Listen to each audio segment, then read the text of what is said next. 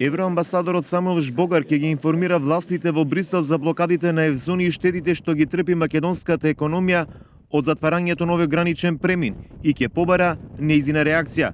Тој ова го најави пред посетата на општина Гевгелија, која од Европската унија побара помош за деблокирање на границата.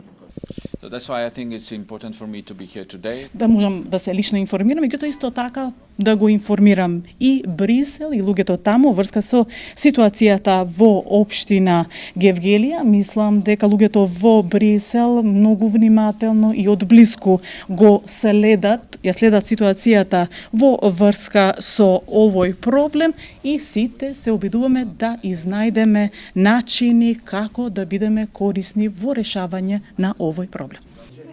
Гевгелија е најпогодена од затварањето на сообраќајот кај евзони, вели првиот човек на општината Иван Франгов. Според него последниве денови значително е намалена посетата на жители од соседна Грција, а се доведува по знак прашање и добрата прекогранична соработка.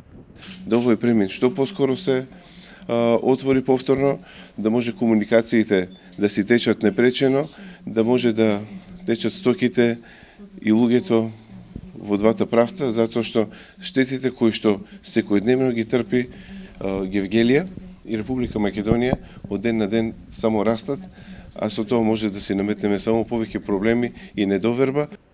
Грчките земјоделци утре во Атина се очекува да се сретнат со заменик председателот на владата, но и со представници на Министерствата за финансии, труд, земјоделство, во обид да се најде решение за нивните барања, намалување на даноците и придонесите за социјална заштита. Граничниот премин евзони на македонско-грчката граница може да се помине единствено пеш.